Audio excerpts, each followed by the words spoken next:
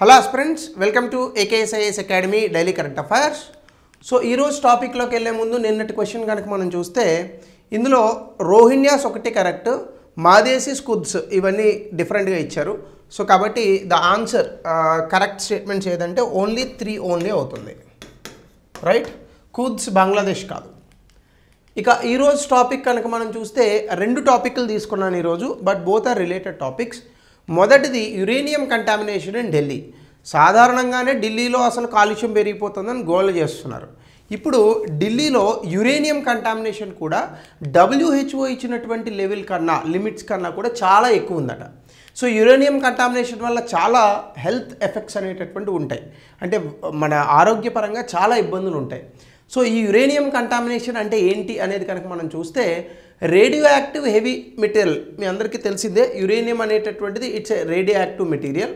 ఈ radioactive material ground water అంటే మనకున్నటువంటి భూగర్భ జలాలలో WHO ఇచ్చినటువంటి పర్మిసిబుల్ లిమిట్ ఎంత, అది 0.03 మిల్లీగ్రామ్ పర్ లీటర్ కన్నా అధికంగా ఉందట. ఈ అధికంగా ఉన్నటువంటి కారణంగా మనకి చాలా ఇబ్బందికరమైనటువంటి పరిస్థితులు వచ్చే అవకాశం ఉందని చెప్తున్నారు. ముఖ్యంగా ఢిల్లీలో త్రాగునీరు తాగే వాళ్ళకి, అసలు ఢిల్లీలో బతికేటోళ్ళే ఇబ్బందిగా ఉంటుంది ఇప్పుడు. సో అది ఇక్కడ చెప్పినటువంటి అంశం. దీనికి సంబంధించి సెంట్రల్ గ్రౌండ్ వాటర్ బోర్డ్ అనేటటువంటి వాళ్ళు ఉన్నారు. వీళ్ళు ఒక హెచ్చరికను జారీ చేశారు, ఈ యురేనియం కంటామినేషన్ పెరుగుతోంది అని. 13 నుంచి 15% గ్రౌండ్ వాటర్ శాంపిల్స్ తీసుకుంటే ఆ ప్రతి చోట కూడా పెరిగినటువంటి యురేనియం లెవెల్స్ కంటామినేషన్ మనకు కనిపిస్తుంది. సాధారణంగానే ఢిల్లీలో పెరిగినటువంటి కాలుష్యం కారణంగా 11 సంవత్సరాల జీవన ఆయుర్దాయం తగ్గుతోందని చెప్పి ఇటీవల కాలంలో న్యూస్ పేపర్లో కొన్ని రిపోర్ట్స్లో కూడా రాశారు. సో ఇది మరొక ఆల్రెడీ మూలిగే నక్క మీద తాటికాయ పడిందని ఒక తెలుగులో సామెత, ఆ రకంగానే ఇక్కడ కూడా ఉంది.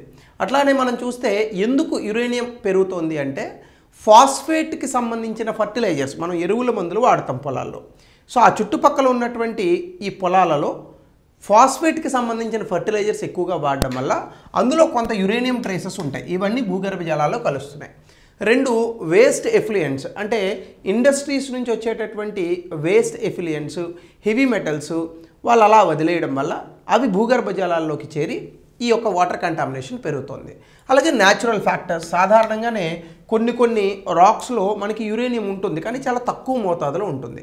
అయితే ఎప్పుడైతే మనము ఈ యొక్క వాటర్ని ఎక్కువగా ఎక్స్ట్రాక్ట్ చేస్తామో ఈ యురేనియం అనేటటువంటిది ఎక్స్పోజ్ అవుతుంది. సో దానివల్ల కూడా ఇక్కడ యురేనియం కంటామినేషన్ పెరిగిందని చెప్తున్నారు. సో దీని కారణంగా మనకి కనుక చూస్తే ఇక్కడ యురేనియం బియాండ్ పర్మిసిబుల్ లిమిట్స్ ఢిల్లీలో 3rd హైయెస్ట్ కంటామినేటెడ్ శాంపిల్స్ ఉన్నాయి. సో ఫస్ట్ 2 ఏంటి మరి, పంజాబ్, హర్యానాలో. ఎందుకంటే పంజాబ్, హర్యానాలో కూడా భూగర్భ జలాలను చాలా విచ్చలవిడిగా వాడేస్తూ ఉంటారు. సో ఇక్కడ కాబట్టి మీరు చూస్తే రాచంది, నరేలా ఈ ప్రాంతాల్లో 42 ppb ఉంది, సాధారణంగా 30 ఉండాలి. అలాగే హెల్త్ ఇంపాక్ట్ దీని కారణంగా న్యూరలాజికల్, ఒంట్లో ఉన్నటువంటి కొన్ని న్యూరాన్స్ దెబ్బతినేటటువంటి అవకాశం ఉంది, క్యాన్సర్ కూడా రావచ్చు. అలాగనే ప్రీ మాన్సూన్లో 83 శాంపిల్స్ తీసుకుంటే 11 శాంపిల్స్లో యురేనియం పర్మిసిబుల్ లెవెల్స్ ఉంది. అలాగే పోస్ట్ మాన్సూన్లో 83 శాంపిల్స్లో 13 శాంపిల్స్ బియాండ్ పర్మిసిబుల్ లిమిట్ ఉంది అని కూడా మనకి రిపోర్ట్స్ చెప్తున్నాయి. సో ఇందులో భాగంగా హెల్త్ ఇంప్లికేషన్స్ చూస్తే ఖచ్చితంగా యురేనియం ఎక్కువగా ఉన్నటువంటి వాటర్ కనుక తాగితే కిడ్నీ డ్యామేజ్ అయ్యేటటువంటి అవకాశం ఉంది, 1. 2 ఎక్కువగా ఈ యొక్క యురేనియం కంటామినేటెడ్ వాటర్ తాగడం వల్ల మనకి న్యూరాన్స్ కూడా దెబ్బతినేటటువంటి అవకాశం ఉంది. యూరినరీ ట్రాక్ క్యాన్సర్స్ అంటే మనకి గాల్ బ్లాడర్కి సంబంధించిన క్యాన్సర్స్ కూడా రావచ్చు. అలాగనే బోన్ టిష్యూకి అతుక్కొని బోన్ హెల్త్ కూడా దెబ్బతిని ఈవెన్ బోన్ క్యాన్సర్స్ కూడా రావచ్చట. సో దీంతోపాటు కనుక మనం చూస్తే ఈ పెర్సిస్టెంట్ పొల్యూషన్ అనేటటువంటిది ఏదైతే ఉందో, ఎన్వైర్మెంటల్ ఇంపాక్ట్, ఎన్వైర్మెంటల్ ఇంప్లికేషన్స్ అని అన్నాడు కదా, ఇలా ఎక్కువగా పొల్యూషన్ అలా కంటిన్యూ అవుతూ ఉంటే సో దీనివల్ల యాక్విఫైర్ క్వాలిటీ దెబ్బతింటుంది. అలాగే ఢిల్లీలో ఫ్రెష్ వాటర్ రీసోర్సెస్ దెబ్బతినే అవకాశం ఉంది. మొత్తం ఢిల్లీనే అసలు తాగునీటి సమస్యకు వచ్చేటటువంటి అవకాశం చాలా ఎక్కువగా ఉంది. తాగునీటి సమస్య వస్తే పర్వాలేదు, పక్క రాష్ట్రాల నుంచి ఎక్కడి నుంచో వాటర్ తెచ్చుకొని ఇవ్వచ్చు. యురేనియం కంటామినేషన్ దానివల్ల క్యాన్సర్ వస్తే అదే కూడా బాధ్యులు. సో ఇది ఇప్పుడు ఉన్నటువంటి అంశం. కాబట్టి ఈ కంటామినేషన్ సైకిల్స్ని ఎలా దూరం చేయగలమంటే ఆ ఇండస్ట్రీస్ లేదని అనుకుంటే ఆ అగ్రికల్చర్లో ఫాస్ఫేట్ ఫర్టిలైజర్స్ వీటిని మనం ఇమీడియట్గా బంద్ చేయాలి. బంద్ చేయకపోతే ఇబ్బంది అవుతుంది. సో ఇందులోనే మరొక రిలేటెడ్ కాన్సెప్ట్ ఏంటంటే బయో రెమిడియేషన్. ఇలాంటి పొల్యూషన్స్ ఏవైతే ఉంటాయో వీటిల్ని సాల్వ్ చేసేటటువంటి ఒక కొత్త సాంకేతిక వ్యవస్థ ఈ బయో రెమిడియేషన్. బయో రెమిడియేషన్ అంటే ఏంటి ఫస్ట్ ఆఫ్ ఆల్ అనేది చూసే ముందు ఇది న్యూస్లో ఎందుకు ఉందో అని చూస్తే ఇండియాలో పొల్యూషన్ పెరుగుతుంది. ఎక్కడెక్కడ పెరుగుతుంది? సాయిల్ పొల్యూషన్ పెరుగుతుంది, వాటర్ పొల్యూషన్ పెరుగుతుంది, వేస్ట్ సైట్స్ పెరుగుతున్నాయి. సో ఇటీవల కాలంలో ఏమంటున్నారంటే సస్టైనబుల్ క్లీనప్ అంటే ఈ పెరుగుతున్నటువంటి కాలుష్యాన్ని సుస్థిర పద్ధతిలో మనం ఎలా క్లీన్ చేయొచ్చు అంటే అప్పుడే మనకు వచ్చినటువంటి ఒక సొల్యూషన్ బయో రెమిడియేషన్. ఈ బయో రెమిడియేషన్తో ఏ సాయిల్లో అయితే కంటామినేటెడ్ సాయిల్ ఉందో, ఏ వాటర్లో అయితే ఇందాక యురేనియం లాంటివి చెప్పామో అట్లాంటి కంటామినేటెడ్ వాటర్ ఉందో దాన్ని మనం పూర్తి స్థాయిలో పొల్యూషన్ని తగ్గించవచ్చు. సో ఈ ప్రాసెస్లో ఏం చేస్తారంటే మైక్రో ఆర్గానిజమ్స్ ప్లాంట్స్ వాడతారు. ఈ మైక్రో ఆర్గానిజమ్స్ ఈ పొల్యూషన్ ఏదైతే ఉందో అందులో ఉన్న కంటామినెంట్స్ని తినేస్తాయి లేదా న్యూట్రలైజ్ చేస్తాయి. సో అదే బయో రెమిడియేషన్ టెక్నిక్. ఇది ఖచ్చితంగా భారతదేశంలో ఉపయోగపడుతుందని అంటున్నారు. ముందుగా కనుక మనం చూస్తే అసలు బయో రెమిడియేషన్ అంటే ఏంటి? మనం ఏం చేస్తామంటే బయో రెమిడియేషన్లో కొన్ని మైక్రో ఆర్గానిజమ్స్ని తీసుకుంటాం. అంటే బ్యాక్టీరియా లేదా ఫంగస్ లేదా ఆల్గే, ఇవన్నీ కంటికి కనిపించవు. లేదా కొన్ని ప్లాంట్స్. ఈ ప్లాంట్స్, బ్యాక్టీరియా, ఆల్గే ఇట్లాంటివి ఆ కంటామినేటెడ్ ప్లేసెస్లో వేయడం వల్ల ఏమవుతుందంటే అక్కడ ఉన్నటువంటి పొల్యూటెంట్స్ బ్రేక్ డౌన్ అవుతాయి. అంటే ఇప్పుడు యురేనియం ఉంది, ఆ యురేనియం ఫామ్లో వెళ్తే బాడీలోకి ఇబ్బంది. దీన్ని బ్రేక్ డౌన్ చేస్తే వేరే కాంపోనెంట్స్ కింద, సో దీని తాలూకా ఇబ్బంది తగ్గుతుంది కదా. సో అట్లా టాక్సిఫైడ్ మెటీరియల్స్ని డీటాక్సిఫై చేస్తుంది. మనకు చూడండి విషానికి విరుగుడు అంటారు. అట్లా ఈ బ్యాక్టీరియా, ఫంగస్, ఆల్గే అక్కడ ఉన్నటువంటి ఈ విష పదార్థాలను విరిచేస్తాయి, అంటే విరుగుడుగా పనిచేస్తాయి. సో అప్పుడు oil, pesticides, heavy metals, plastics, industrial chemicals ఇవన్నీ పొల్యూషన్లోకి వస్తాయి. వీటన్నిటినీ బ్యాక్టీరియా తినేస్తుంది. ఇటీవల కాలంలో మనకు ఒక రిపోర్ట్ వచ్చింది. సముద్రాల్లో మనం వదిలేస్తున్న ప్లాస్టిక్ని క్లీన్ చేయడానికి సముద్రమే సొంతంగా ఒక ఫంగస్ని క్రియేట్ చేసింది. ఈ ఫంగస్ ప్లాస్టిక్ని తినేస్తుంది, చాలా వేగంగా తింటుంది. సో ఇట్లా బయో రెమిడియేషన్తో మనం వాడచ్చు. సో దీనివల్ల ఏమవుతుందంటే అందులో ఉన్నటువంటి మైక్రోబ్స్ వీటిల్ని తినేసి వాటిని హార్మ్లెస్ బై ప్రొడక్ట్స్గా అంటే కార్బన్ డైఆక్సైడో, వాటరో, ఆర్గానిక్ యాసిడ్సో లేదా మరొక మెటల్ ఫామ్స్గానో కన్వర్ట్ చేస్తాయి. దీనివల్ల మనకి ఏమవుతుంది? పొల్యూషన్ తగ్గుతుంది. సో అదే బయో రెమిడియేషన్ టెక్నిక్. ఇందులో 2 రకాలు ఉంటాయి. ఒకటి ఇన్సిటు బయో రెమిడియేషన్ అంటే ఏంటి? ఏ ప్లేస్లో అయితే కంటామినేషన్ జరిగిందో ఆ ప్లేస్లోనే మనం బయో రెమిడియేషన్ చేస్తే దాన్ని ఇన్సిటు బయో రెమిడియేషన్ అంటారు.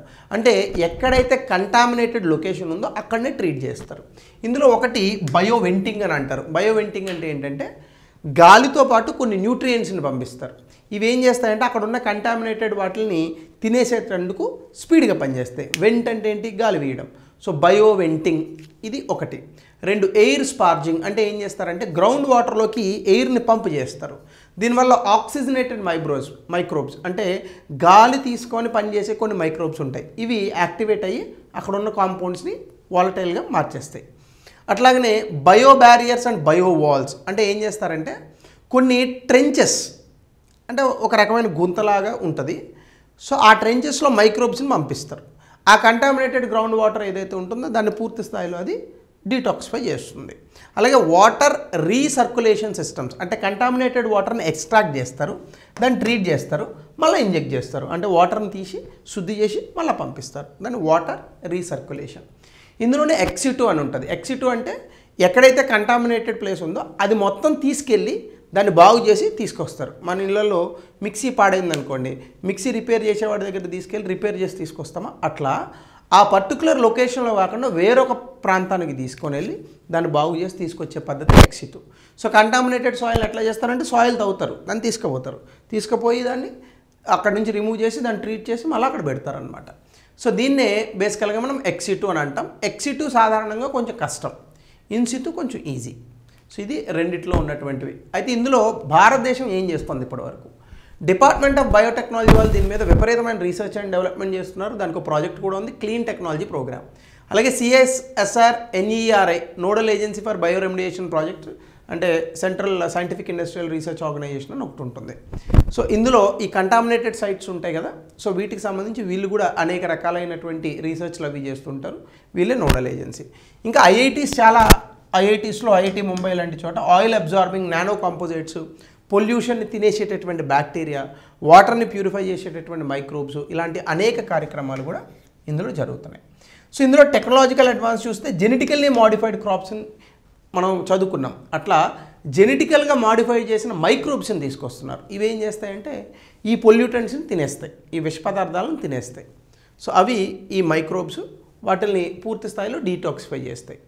ఇప్పుడు ఈ బయో రెమిడియేషన్ టెక్నిక్స్నే మన హుస్సేన్ సాగర్కి వాడబోతున్నారు, ఢిల్లీలో కూడా వాడాలి అని చెప్పేసి ఇప్పుడు కొంతమంది సివిల్ సొసైటీ ఆర్గనైజేషన్స్ ఇవి కూడా ప్రభుత్వాన్ని రిక్వెస్ట్ చేస్తున్నాయి. సో దీనికి రిలేటెడ్గా ఒక క్వశ్చన్, ఏవి ఛాలెంజెస్ బయో రెమిడియేషన్కి సంబంధించి, అట్లాగనే bio remediation explain the concept of bio remediation, discuss different in situ and ex situ. Very important question అండి. సైన్స్ అండ్ టెక్నాలజీలో ఎన్వైర్న్మెంట్ రిలేటెడ్గా మనల్ని అడగచ్చు కాబట్టి 200 పదాల్లో రాయండి. సో ఇది ఢిల్లీ డీటాక్సిఫికేషన్కి సంబంధించి. ఇటీవల కాలంలో మీరు ఢిల్లీ వెళ్ళి ఉంటే అక్కడ పరిస్థితులు దయచేసి కమెంట్ సెక్షన్లో పెట్టండి. నేను వెళ్ళి 2 ఏళ్ళు అయింది కాబట్టి మీరు ఒకసారి చెప్తే people also will understand. So thank you, have a good day.